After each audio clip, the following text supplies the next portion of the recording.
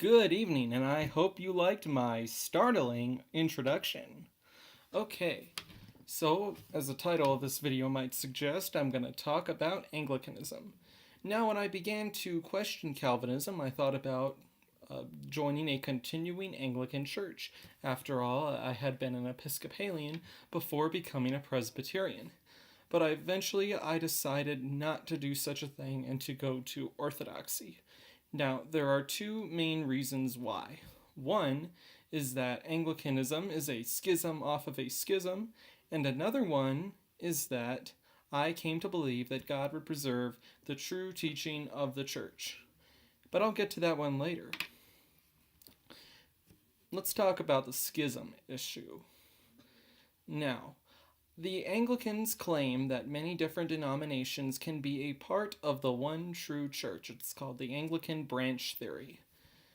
And I had previously believed this, but I eventually had a hard time believing that the church fathers would have held to such a doctrine. And I'm going to use one quote from St. Augustine to justify my position, but I'm going to put a link to a whole bunch of quotes from the church fathers on that issue, as well as that particular quote from St. Augustine in the description below. Now, he says that heretics are not part of the church because they don't believe what we do, and schismatics leave the church because they have an issue with the bishop, but both of them are outside of the church. Now, Anglicans will say, to justify their branch theory, that at the schism of 1054, both sides, the East and the West, held to the true Christian faith of the 7 ecumenical councils, and had valid apostolic succession, and that was in the episcopal order, and that was enough for them to both be part of the one true church. Here's why I disagree with that. So, at the schism of 1054, if the Roman Catholics were correct, that meant that the Orthodox people were refusing to acknowledge the vicar of Christ on earth and the supreme head of the church. That would be enough to get you out of it. If you're not going to acknowledge the proper supreme leader of the group, you can't be a part of the group. That's pretty basic stuff.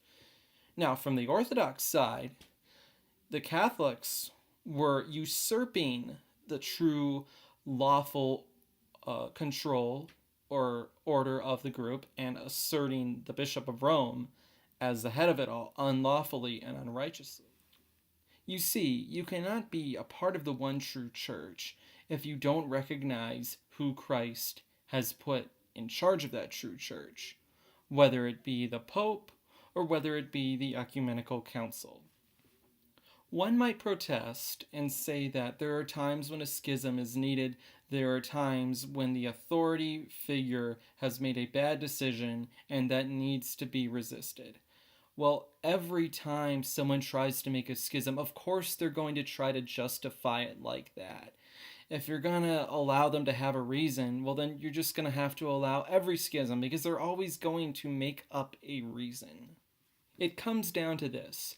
We can either have Christ and his church on his terms, or we can have them not at all, because we cannot have them on our own terms. We cannot just go off and do our own thing and still be part of the body of Christ. Schism says the opposite. Schism says that we can separate ourselves from the rest of the body and still somehow be a part of the body and thus be a part of the church. That doesn't make sense to me. Doesn't make sense to you? I remember when I was mulling this issue over in my head about a year ago, deliberating on whether to become Anglican or Orthodox, and I stumbled across a blog post from a blog called The Continuum. Now, The Continuum is a great blog, and if you are an Anglican or you have an interest in Anglican theology or history, I highly recommend you check them out. No, this post is called something like Catholic Ecumenism and the Elephant in the Room. If you Google The Continuum Elephant in the Room, you'll probably find it. And on here they address the claim that I make and that people like me make that the true church must have visible unity. And they try to make claims from history and they will say, in these instances there was not visible unity, yet all parties involved were still part of the one true church. And I'm going to counter these claims, and I'm going to explain why they do not support their case.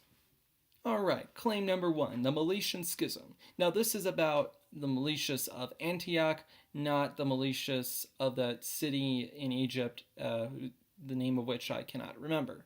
Now, there was a dispute which lasted about 85 years as to who the rightful successor of the seat of the bishop was. And there were two parties, and this happened because the bishop was expelled, and then they brought in a new guy, and then someone went and ordained another guy after that to be the bishop, and things got kind of out of hand.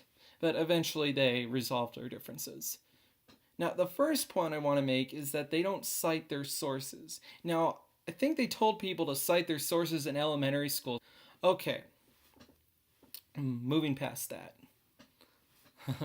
Now, I found two sources that would contradict some of the details they gave. And I'm not saying this automatically means they're wrong. I'm just saying it presents evidence they're wrong, and they should present evidence that they're right. Now, I found one source that said Meletius was always in communion with Rome, and I saw another one that said when the dispute was over, the opponents of his successors, he was dead, his successors were alive, the opponents of his successors were received back into the church. And such language would imply that they were, at least at one point, outside of the church. There is another issue I'd like to point out. There's at least somewhat of a difference between an issue over who the rightful heir to the throne of a bishop is, and an issue like 1054, an issue like the English Reformation. That's a considerable difference. So if they want to make examples, they should try to find something of equal magnitude. Okay, claim number 2. Then this addresses the supposed reunion between the Oriental Orthodox Church and the Eastern Orthodox Church. Now they say monophysites here, and I think the correct term is miaphysites. That is a common mistake, and I think it is probably something that is beneath the authors of the Continuum.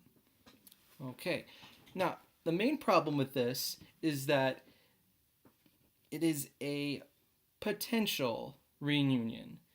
If it happens, it is most likely decades away.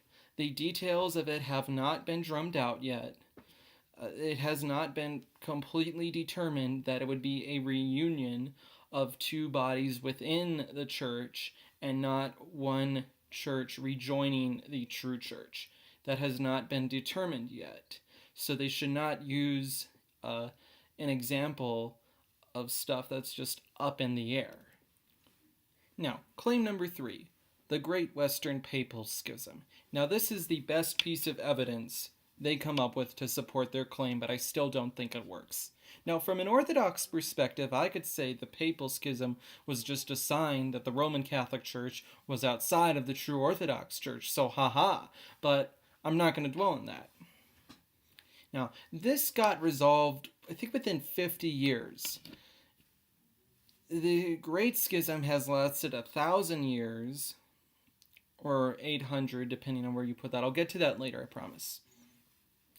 And the Reformation Schism has lasted 500 years. The fact that it got resolved within 50 years is probably a sign that all parties had unity in mind and did not really want to be separate from each other.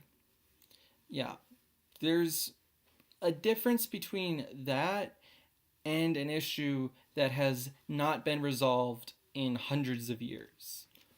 Okay, claim number 4, the actual date of the schism. You see, I promised that I would get to this, and I got to it. Now, okay, I think it's funny that they admitted that their claim could be based on revisionist history.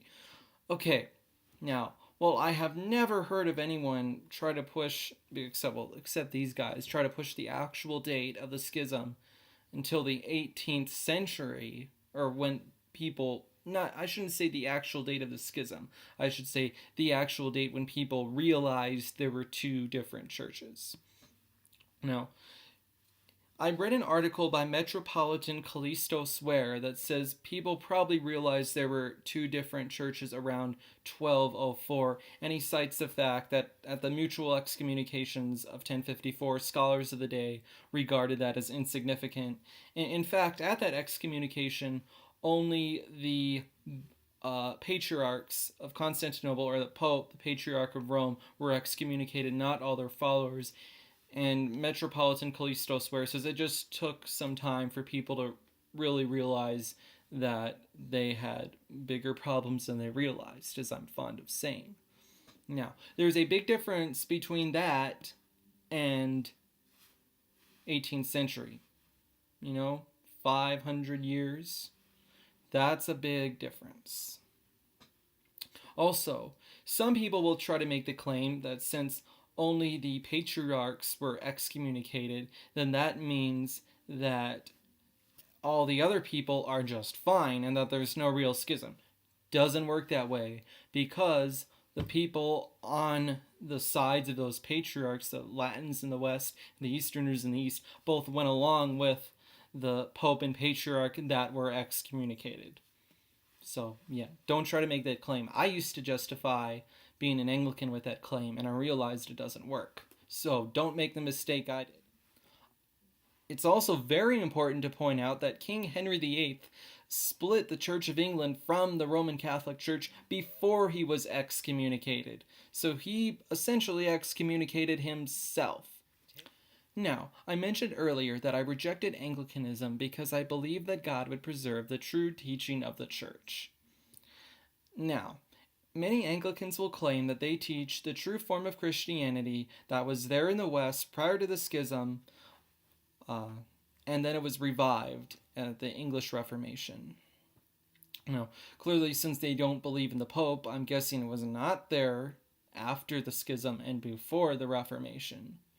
So you have a 500-year gap there. Or if you want to go with 1204, 300 years, that's still a lot of time. In fact, you can even extend that up until the 1800s with the advent of Anglo-Catholicism, which is not just mere high church Anglicanism. John Henry Newman and the other founders of Anglo-Catholicism brought back many things into Anglicanism that had not been there at the time of the Reformation, of the English Reformation. So that is a new form of Anglicanism. So if Anglicanism is the true form of Christianity, that means God just let it go for hundreds of years. And I believe that God preserves his church and preserves the true teaching. And this didn't seem to fit with that belief. I hope you enjoyed that. If anything was unclear, post a comment in the comments section and I'll try to clear that up for you. Now it's time for the sarcastic moments that I edited it out. So I don't know what they're doing here. That's a pretty stupid mistake. I mean, if you can't cite your sources, what are you doing writing blogs? Okay, guys, rule number 1 when you're making arguments, don't discredit your own arguments. I shouldn't have to tell you that. Take that.